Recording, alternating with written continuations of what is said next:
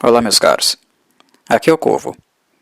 E com esse tópico, com o capítulo 18º da obra Tempo de Tempestade de The Witcher, escrita pelo Andrzej Sapkowski, ou Sapão, como alguns carinhosamente gostam de chamá-lo, inicio aqui o primeiro tópico, o evento, a nova modalidade chamada evento, no canal. Para quem não está ciente dos fatos, aconselho retornar aos vídeos chamados Mudanças e sobre aqueles que envolvem audiobooks no YouTube. Ali ficarão esclarecidas porque o tópico ganhou essa modalidade. E como tópico inicial, eu quero mostrar a vocês também uma outra forma, uma forma mais, digamos, assertiva, né, de poder abordar as obras e discuti-las sem grandes problemas ou grandes complicações em virtude das políticas do YouTube, né? Como vocês sabem, a obra continuará sendo apresentada, né, sendo narrada por mim, Corvo, e o enquadre é que muda, né? Muda-se o espaço dessa narração e o tempo de duração dessa narração, porque o arquivo não pode se constituir em um arquivo que vai perdurar e ser espalhado aí pela internet, né? Basicamente, essas são as mudanças que estão sendo introduzidas. Para acessar a narração, basta ir no link na descrição do Discord do canal e vai estar lá o tópico, né, onde eu abordei o capítulo, o trecho do livro em questão, para que possa assim fazer uma análise, uma abordagem sobre a leitura e as impressões, né. O tópico estará anexado lá no Discord. Para aqueles que não conhecem o Discord, é muito simples o canal. Ele é basicamente uma janela, um mural, onde se anexam coisas, informações, arquivos. É um simples mural. E as minhas narrações que se enquadram dentro desse modelo, dentro dessa modalidade, evento, estarão anexadas lá, sempre que eu os fizer. Vou colocar lá o link para a apreciação do capítulo e o tempo em que ele ficará disponível. Vocês poderão ter acesso a isso, né, ouvir como quiserem, onde quiserem, né, da forma como quiserem, da mesma forma como faziam aqui no YouTube. A diferença é que será lá no Discord, por um determinado período de tempo. Então fiquem atentos a esse prazo. E caso o prazo expire, né, vocês terão que solicitar novamente que eu faça um evento revisitado para que vocês possam ficar a par das narrações, né, nesse sentido. Ok, meus caros? Então, para aqueles que vão apreciar a narração, link no Discord. Clique no link. Muito fácil, muito simples de ser utilizado. O Discord não é uma rede social que você precisa de muitos dados, registros e tal. É uma coisa muito prática, muito intuitiva. É só para troca de informações. Não vai levar nada mais do que 2 minutos no máximo para que vocês consigam ter acesso à narração e assim se integrarem da obra e da discussão que virá a seguir. Bem, como a narração não estará aqui, né, e estará apenas temporariamente disponível, usarei o tópico no caso do YouTube então para esses anúncios e também para fazer uma pequena avaliação da leitura, as impressões iniciais, digamos assim.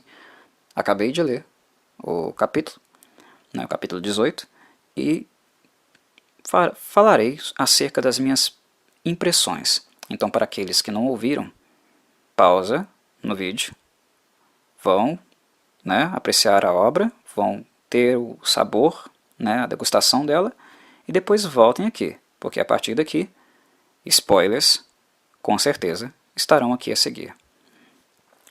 O capítulo 18 retoma, digamos, a vida de Geralt, né, se é que a gente pode chamar assim, acho que o termo melhor seria estadia, né, na cidade de Kerac, como ele já havia realizado um desfecho, né, na verdade um acerto de contas, né, com aquela figura nojenta e maléfica do feiticeiro Daggerland. digamos que ele encerrou, né, fechou aquele arco, se ainda também podemos mencionar isso como sendo um arco. Uma coisa que tem sido bastante constante no livro de Tempo de Tempestade para mim são momentos, capítulos muito fracionados. Eles também não se configuram, digamos, num formato que foi apresentado nos 2 primeiros livros da série, né? O Último Desejo e a Espada do Destino, que eram contos, cada capítulo era um conto diferente, mas ao mesmo tempo eles também não constituem uma grande trama, uma grande história como um todo. Parecem acontecimentos sucessivos, muito cotidianos.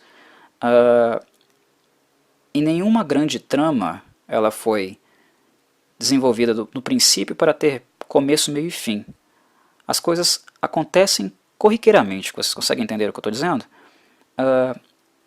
Os problemas de Geralt, por que eles acontecem, a questão das espadas, dele indo atrás das espadas, fracassando miseravelmente em consegui-las, né?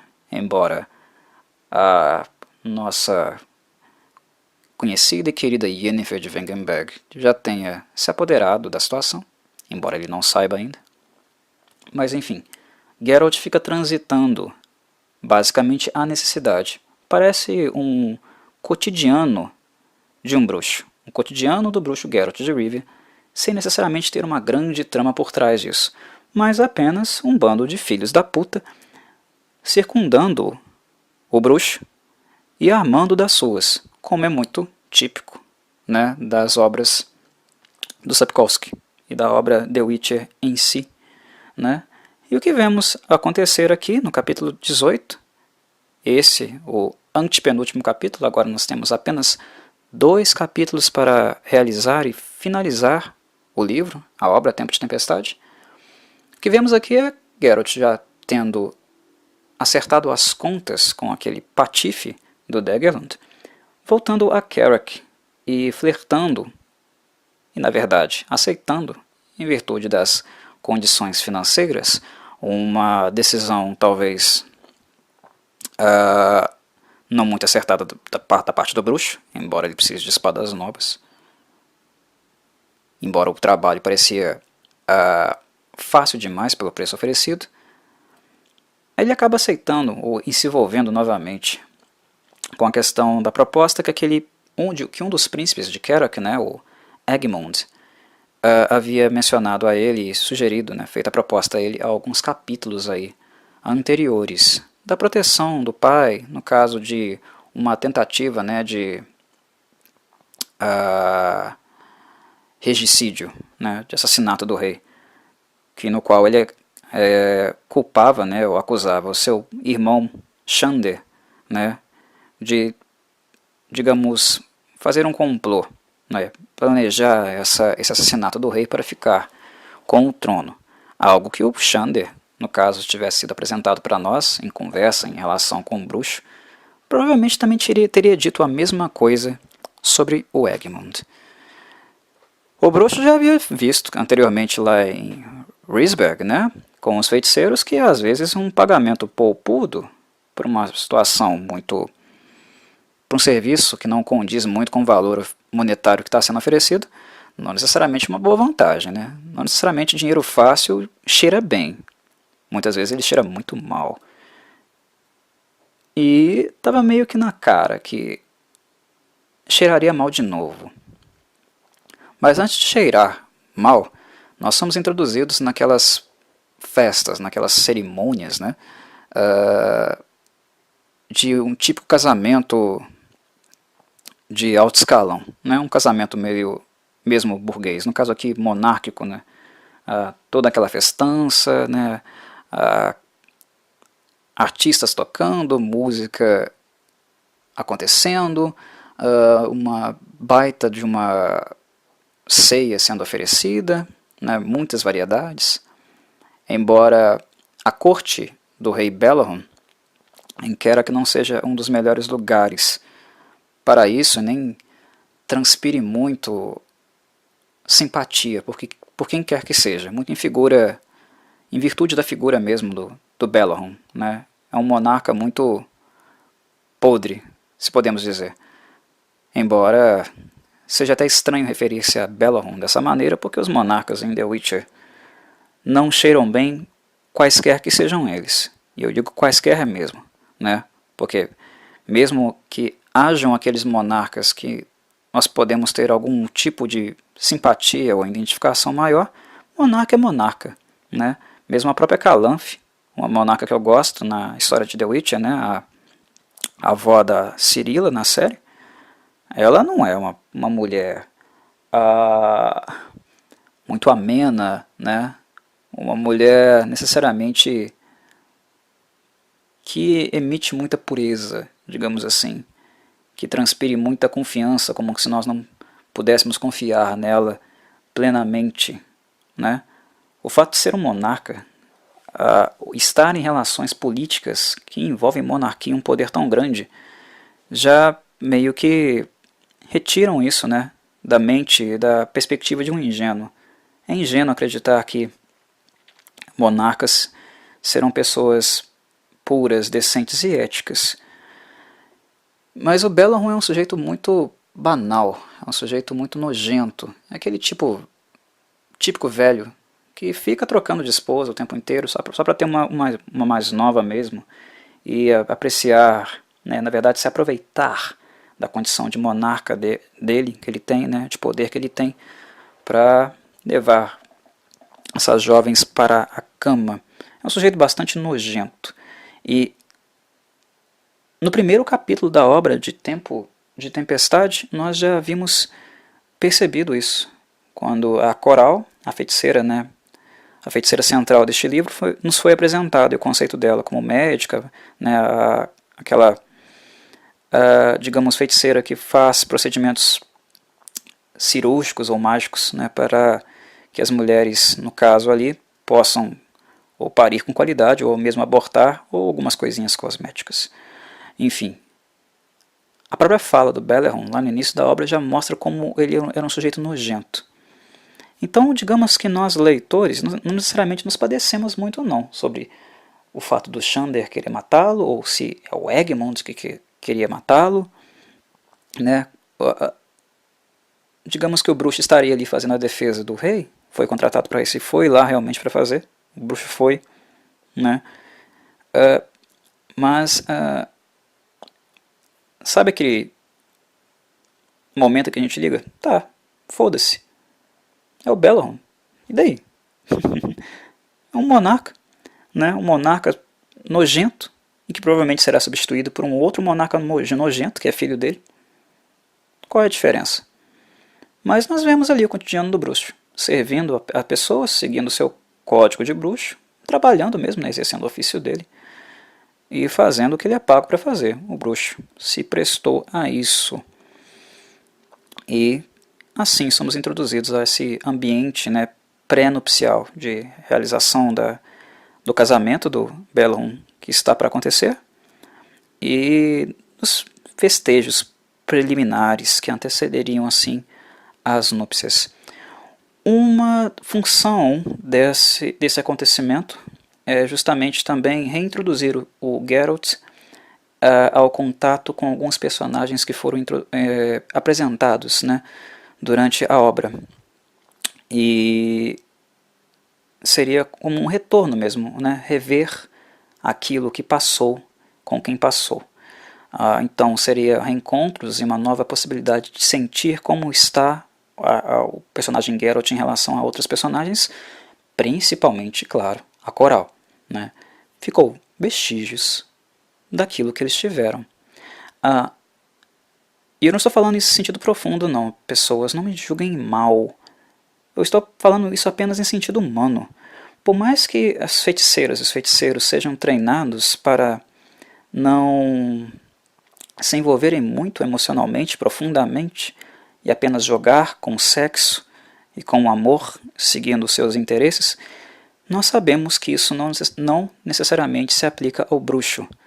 Isso é uma coisa interessante na obra, que aquele que não, pelo menos hipoteticamente, foi privado quimicamente devido às suas mutações, dos seus sentimentos, da sua capacidade de sentir, muitas vezes é aquele que mais sente. Então, por mais que tenham sido dias do Geralt, e que não necessariamente o coração dele é da Coral, ele ainda é da Yennefer, ele sempre foi da Yennefer, não é por isso que o Geralt não sinta alguma coisa por ter sido tratado como um objeto, né? Por ter sido objeto dela. Mas também, há de se dizer, ele também usa a Coral como objeto, né? Pau que bate em Chico, bate em Francisco, meu amigo, né? Então, algo sujo, né? Alguma sujeirinha ali que ainda não foi digerida, até porque são dias de diferença, né? Ficam nessa relação.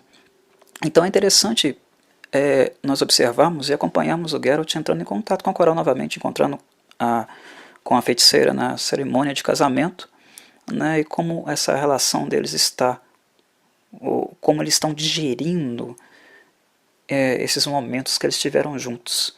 E que, pelo que tudo aponta, né, e pelo que nós conhecemos da série regular, Tempo de Tempestade é um spin-off, não será uma relação que será duradoura, foi apenas momentânea. Mas nós percebemos nesse capítulo um pouco o termômetro disso, como está, né, e como principalmente o Geralt, emocionalmente, está afetado, um pouco afetado com isso. Querendo ou não, nós percebemos na leitura, nas palavras dele, que há ali um pouco de ressentimento. Ficou. Não podemos dizer necessariamente a mesma coisa da Coral, mas também não podemos afirmar que ela não tenha também sentido alguma coisa. Embora a feiticeira, Coral também é humana, né? Parece que não está tão problemático para ela como está para o Geralt, mas fica uma coisa estranha, né? É realmente estranho. E ela ainda tem um certo interesse nele, que pode ser meramente sexual, mas ainda tem, né? E nós vemos um pouco disso acontecendo. Uma coisa que eu acho interessante também, né, o retorno do contato com outros personagens, ou como alguns personagens que aparecem menos do que outros, por exemplo, a Mosaic, eu acho que ela não tem tanto destaque assim na obra, do que, por exemplo, tem o Ferrand de Lettenhof, que é o primo do Jaskier, né, o promotor de justiça, como alguns personagens como ela, de alguma forma conseguem deixar mais delimitado, delineado a estrutura da sua personalidade. Eu gostei da Mosaic na obra, eu achei, por mais que ela seja uma simples aprendiz, né, uma mera serva da Coral, eu achei a personalidade dela bastante interessante. O certo pragmatismo da Coral em se expressar, falar, eu achei interessante, um traço interessante mesmo. Talvez isso seja muita influência do meu gosto por personagens de temperamento forte, mas Mosaic eu acho que ela foi mais presente em termos de presença mesmo, né, de personalidade, do que foi o Ferrand de Lettenhof, que foi o primo do Jaskier, que na verdade apenas estava sendo um joguete a todo momento, né, dos interesses dos poderosos que realmente estavam tramando alguma coisa durante a história. E a trama em si aqui continua, né, meus caros? Porque nós percebemos que algo de horrível, não, horrível não, algo de político, embora uma palavra seja uma palavra também que atraia esse adjetivo, mas vamos usar a palavra político. Algo de político vai acontecer nessa festa. Coral já sentia, o Geralt já sentia, embora seguiu a maré, não fez grandes reflexões a respeito disso antes de aceitar o emprego, mas já havia resquícios de que alguma coisa acabaria ruim nesse evento, nessa festa, né? E principalmente quando um barco conhecido e que foi apontado por Coral, ela trouxe ao conhecimento de Geralt sobre esse fato, sobre esse dado, um barco chamado Aquerontia chega no porto da cidade, um barco de corsários, de piratas, de mercenários, é o termo melhor para ser utilizado aqui, e é o termo que exatamente é utilizado pelo Sapkowski durante o capítulo.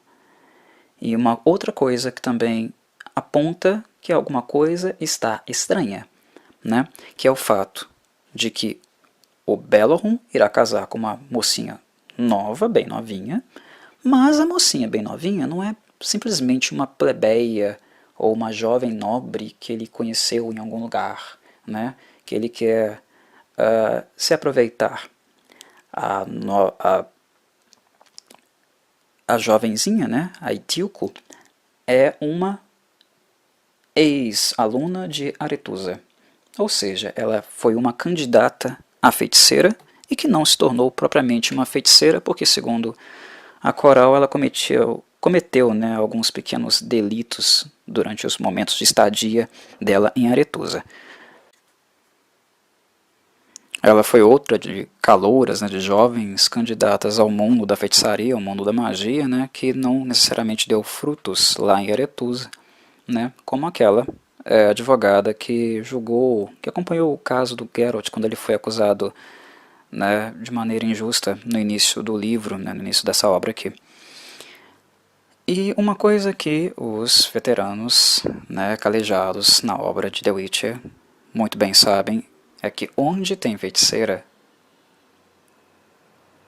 tem treta, né? Feiticeira é má notícia. Independente de qual seja elas, eu não poupo nenhuma delas nessa análise. Onde elas estão, tem problema. Ou vai ter problema em algum momento, né? Sejam as boazinhas, sejam as mais malignas, sejam as mais no muro, independente disso, elas são má notícia em algum momento, né? Porque elas são extremamente políticas, ardilosas e bem dissimuladas. Na verdade, Aretusa as educa sim. E por mais que a Edilco não tenha se tornado feiticeira, ela esteve e foi educada por um momento, por um tempo, em Aretusa. Aretusa é uma fábrica de víboras, né? Eu acho que nós podemos tranquilamente, sem muito peso de consciência, nos referir a Aretusa como uma escola de víboras, uma fábrica de víboras. Então não é só o Beleriand casando com uma mocinha nova, é uma mocinha nova que tentou carreira na feitiçaria. Cheirou mal, cheirou mal. A gente já viu ali que o bicho ia pegar, alguma coisa ia acontecer. Logo descobrimos que, a princípio, o contato feito com Geralt para proteger o Beleriand, o pai, não necessariamente era isso. E era muito estranho mesmo, né? O filhinho amoroso protegendo o pai, né? Do cerco do irmão. Ah, conversa pra boi dormir, né? Faça-me o favor. Claro que não. O interesse é outro. E Geralt, como sempre, pelo menos nesse livro, e muitas vezes na obra também, vamos ser sinceros e honestos, sendo usado como joguete, né? Sendo usado como um boneco, né? De ventríloco, né? Geralt não tomou precauções em relação a isso, ele pagou para ver. Ele não é trouxa, ele não é idiota, mas algumas coisas ele devia ponderar melhor. Ele é um Geralt ainda muito cru, né? Ele ainda não é tão experiente assim como o Geralt que nós iríamos conhecer nas obras, na cronologia, né? Mais posteriores, né? É um Geralt ainda em processo de amadurecimento, inclusive emocional também, né? Isso é importante ser dito também, né? E ser dito em defesa dele. Mas algumas coisas estavam óbvias demais e o Geralt acabou topando, ele está seguindo a maré. Parece que ele está perdido mesmo. O impacto do distanciamento entre ele e Yennefer realmente fez muito mal a ele, né? Ele parece estar um pouco desnorteado, ele está muito pouco centrado. E ele acaba entrando em confusão, muito em virtude disso. Até porque o Egmont, né, acaba sendo desmascarado pelo pai, que digamos que antecipou os passos desses dois filhos, tanto do Xander como do Egmont, né, de um cerco, né, de uma traição para ficar com a coroa. Né, inclusive é revelado que o Beleriand descobre que o Egmont tentaria envenená-lo, né, e também é descoberto que o barco de corsários, né, de Aquerontia, lá do porto, foi o próprio Beleriand que contratou para levar os dois filhos, né, safados, para longe do reino e para nunca mais voltar. E é também nesse capítulo que nós ouvimos um pouco mais sobre o Viraxas, que foi um filho que o filho do Belahun, que anteriormente ele já havia feito isso. Ele já havia expulsado um filho anteriormente de Kerack. E é aí que o jogo vira. Tempo de Tempestade faz muito isso, né? Ele apresenta uma coisa e depois ele vira o jogo. Vira o jogo, vira o jogo. Ele faz isso o tempo inteiro. O problema desse livro, para mim, é que ele não cola esse livro numa trama superior, uma trama geral, né? É apenas um cotidiano, coisas acontecendo. São viradas de jogo, né? O tal plot twist, né? Acontecendo ali com uma certa frequência, e não são grandes plot twists assim, porque algumas coisas são muito óbvias que acontecerão, né? Mas ele joga com isso, ele tem essa mecânica, e ele faz novamente, né? O que o Belahun não esperava que os corsários de Aqueronte já tinham um contato, que era o próprio filho dele, Viraxas, que ele expulsou há anos anteriores, né? Muitos anos atrás, de Kerack. Então, enquanto Egmont estava querendo o trono para ele, Xander também estava querendo, e ao mesmo tempo Belahun se casando para ferrar os dois filhos e ter uma novinha, entre aspas, né, esse termo horroroso, né, essa coisa nojenta, na cama dele, é inserido aí um outro elemento que gira tudo, né, que vira tudo do avesso, que é o aparecimento, o reaparecimento no caso, né, no reino de Viraxas. Ele estava envolvido com os mercenários do barco de Aquerontia, e ele encarna aquele modelo, né, aquele símbolo, famoso símbolo do filho pródigo que a casa torna, mas para cortar a cabeça do pai, né, bem ao estilo Édipo, e ficar com a mãe, que embora não seja a mãe biológica dele, era a esposinha do pai, que, como eu havia mencionado, feiticeira. É claro que ela tinha coisa, claro que ela estava envolvida nisso. E Dilko estava com o Viraxas e planejou isso com o Viraxas. O Viraxas é o cara do sangue real, que foi expulso da sua terra, mas carrega consigo um sangue real. E carrega legitimamente, né, por ser o sucessor do trono, na sequência de filhos, de um sucessor direto do trono, ele carrega uma oportunidade. E certamente, quando a candidata feiticeira, e que fracassou nesse processo, né, a fracassada, viu que isso havia acontecido, encontrou o Viraxas por aí, em algum lugar, ela viu nisso uma oportunidade. Então a feiticeira, certamente, né, Dilko, orientou muito bem, né, ou na verdade manipulou muito bem, possivelmente, né, o filho ressentido, amargurado, expulso da casa do pai, dentro de um plano, né, de um complô, para que ele pudesse retornar para casa, se ver livre do velho e ficar com o reino em si, né? Onde tem feiticeira, tem problema.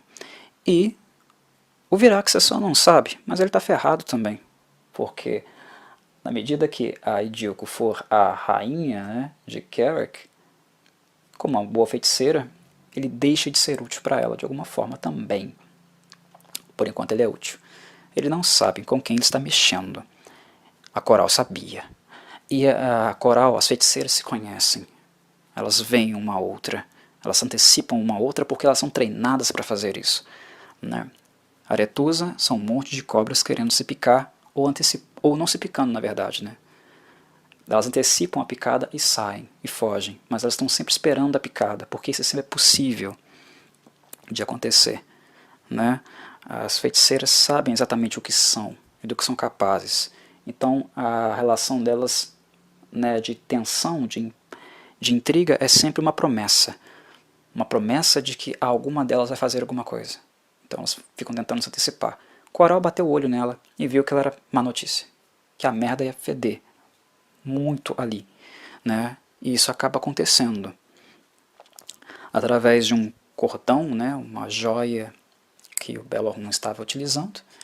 O Geralt é o único que percebe que a joia acabou por o estrangular, e de repente o Viraxas joga a cortina no chão, né? já com os contatos que ele tinha na cidade, com pessoas que estavam também tramando silenciosamente contra o rei, contra o Balrog, ele acaba abaixando a cortina, né, abrindo a cortina e revelando-se, e tudo acaba se esclarecendo, né, o papel dele na história, o quão trouxas os irmãos Xander e Egmund foram, porque não conseguiram perceber ou captar nada também, embora o pai estava comprometido com a Idilco certamente há bastante tempo, né? Os caras não tiveram a capacidade de averiguar a vida da mulher, né? Perceber ou conjecturar que ela vinha de Aretusa, né? Somos dois idiotas. E digamos que o Viraxas é o grande vencedor desse capítulo, certamente. E é algo que vai dificultar com certeza a vida da Coral, né? Porque com a Idilco no poder, a coisa fica ruim para ela, né? Ela ainda tinha um contato diplomático com o Balrog, né? Uma coisa que inclusive ela reforça ainda nesse capítulo, né? Conversando com o Geralt, né? Que ele era um bosta, né? Que ele era um regente ruim, mas que ainda era possível ter uma relação confortável, né? Uma posição diplomática com ele, né? A Coral não tinha problema, ela vivia como queria. Ela ganhava dinheiro, ela tinha sempre suas atendentes, porque tem sempre alguém querendo abortar clandestinamente por aí, né? Mesmo que as leis existem no estado para que o aborto não aconteça, eles acontecem. As pessoas que podem pagar fazem isso, né? Quem acha que não tem aborto no Brasil, me poupe, viu, gente? E eles acontecem, tá? E quem normalmente é abastecido, né, financeiramente, quem tem dinheiro para pagar, paga. E eles são feitos clandestinamente. Muitas mulheres morrem também em virtude disso. Questões políticas mesmo do país, eu não vou entrar nessa questão, mas é importante de contrastar. Sempre tem quem tem o dinheiro, né, quem pode pagar por esse serviço, e a Coral fazia isso, né.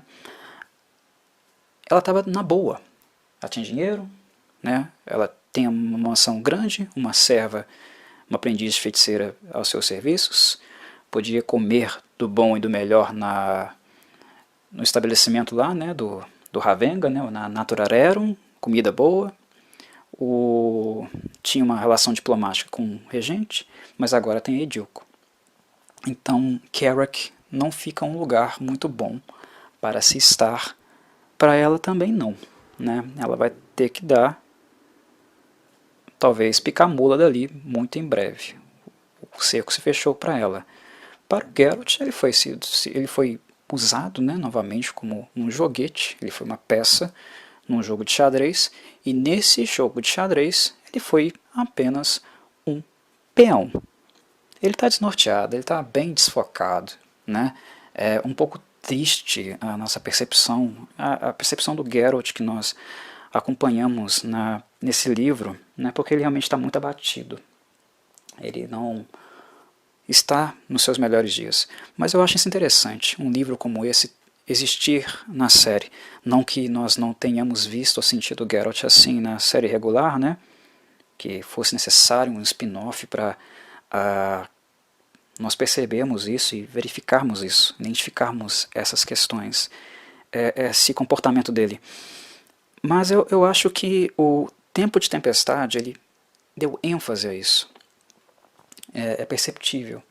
E não é agradável, né, para os fãs do Geralt, os amantes do Geralt, senti-lo assim, percebê-lo assim, mas eu acho que lidar com sentimentos, né, nós humanizarmos, vermos as nossas personagens preferidas como humanos realmente suscetíveis a falhas, né, a fragilidades, isso é engrandecedor, isso enriquece a obra, né, torna a obra realmente mais marcante, né, do que normalmente a maior parte delas são, né, por apenas apresentar uma caricatura para a gente. Né? A gente pode reconhecer na personagem características, traços muito humanizados, né, reais, né, próximos realmente da realidade. Nesse sentido, não foi de todo ruim acompanhar o Geralt nesse estado durante a obra. Temos 2 capítulos ainda para perceber, para descobrir, né?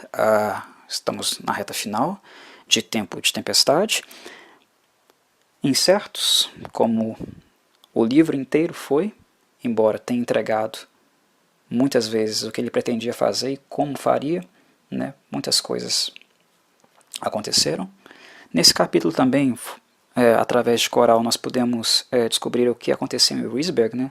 As repercussões da morte do Daggerland e o que aconteceu lá, e como o capítulo sempre dá um jeitinho de passar o pano nas próprias porcarias que ele faz, né? Não mencionei isso durante o podcast, mas estou mencionando agora. E, enfim, a história, o livro continuará incerto, um pouco certo. É uma certeza na incerteza, né, de algumas coisas que virão. Mas, sem dúvida, serão 2 capítulos de fechamento e de direção para algum lugar. Até porque Sapkowski, eu acho que ele não encerrou totalmente o seu interesse com The Witcher, né? É bem provável que hajam outros spin-offs no futuro. Mas não estou dizendo que eles estarão ligados ao Tempo de Tempestade. É porque nós sabemos, é simplesmente a constatação de que nós sabemos que a história aqui está inserida hipoteticamente, porque é um spin-off, né? Mas ela está inserida hipoteticamente entre um momento histórico entre, né, o Último Desejo e a Espada do Destino, ali, mais ou menos ali, né? Durante o período que o Geralt estava muito abatido por causa da Yennefer. Muito bem, meus caros. Por aí esse podcast é só. Acho que ficou bom para um início, né, dessa modalidade, né, desse tipo de postagem no canal, que tem como intenção continuar trazendo conteúdo e discutindo personagens e obras que nós gostamos de fazer. Espero que vocês tenham gostado. E lembrando, ainda é possível o modo antigo, só que com mudanças, né? O modo antigo com freio puxado, com segurança, né, com responsabilidade. Então, visitem o Discord. Sintam-se agraciados, como vocês realmente gostariam de ser, né? Ouvindo a obra e não as minhas tagarelices necessariamente. Mas vamos nos adequando, vamos realmente fazendo o que é possível fazer e movimentando o canal assim, construindo análises, conhecimento e debates interessantes acerca dos temas que nós tratamos aqui e que vocês estão no canal por causa disso também, né? Foi o que trouxe vocês aqui, as obras e o que envolve as mesmas. Um abraço, meus caros, até a próxima.